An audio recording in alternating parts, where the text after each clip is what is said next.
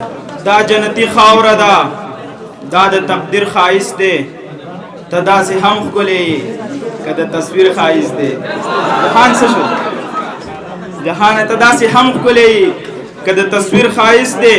څنګه چې ته ښایسته یې داسې د دیر ښایست دی. عبید ملنګ ته په کتاب باندې مبارکي وایم. او دلته چې دا څومره مشران ناست دي شاعران دي دې ټولو ته د زما دغه دوه شعرونه ډالۍ چې ستا یو الزام زمانه ساه اخلي، ستا یو الزام زمانه ساه اخلي، ستا یو سلام په ما کې ساه راولي. سراج لاله ستا یو الزام زمانه ساه اخلي، ستا یو سلام په ما کې ساه راولي. د دې سړي غزل په غور اورم، د کلام په ما کې ساه راولي. په انتظار کې مړ یم خوب وینما، ستاسو په لار کې مړ یم خوب وینما.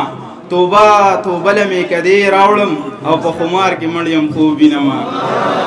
توبه توبه لمې کدې راوړم او په خمار کې مړ یم خوب وینما. د ما کشوي د اندام یم زه په بازار کې مړ یم خوب وینما. څو شعرونه نور چې درویش روخان لاله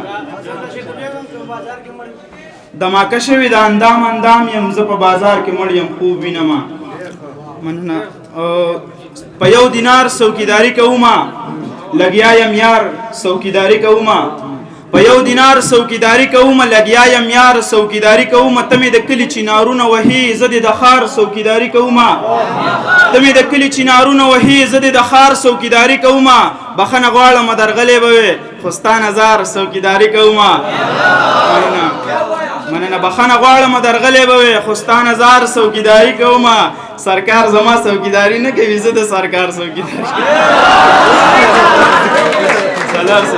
سرکار زما څوکیداری نه کوي، زه د سرکار څوکیداری کوم. خلار اختیار که ښه انسان جوړ شه، بې وسه خلکو له درمان جوړ شه. عجز صاحب خلار اختیار که ښه انسان جوړ شه، بې وسه خلکو له درمان جوړ شه. په یو حالت کې حوصله مبایله د وخت قارون ته پهلوان جوړ شه.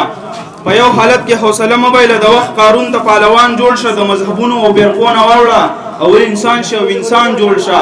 چې بس لمرګ دې هم نوم ژوندی وي ته غني جوړ شه ته رحمان جوړ شه. په دغه دوه شعرونو اجازت غواړم چې همت وکړه تکړه شه رابیدار شه مسلمانه. د دې خاورې د امن طلبګار شه مسلمانه. ته ګوره چې د امن بیرغ څنګه پورته کیږي، یو ځل د باچا خان بابا په لار شه مسلمانه. ته ګوره چې د امن بیرغ څنګه پورته کیږي، یو ځل د باچا خان بابا په لار شه مسلمانه. نو دا سړی خو تاله په نړۍ کې امن ګوري، د دې سړي نه چوټ په چوټه زار شه مسلمانه. د خوشي ګرځېدو نه هېڅ فایده نه ولاړېږي، د خان بیګار کوه چېرته په کار شه مسلمانه. او غیرت چې په جانان او په وطن کولی نشي، د دې نه خو بیا ښه ده چې مردار شه مسلمانه.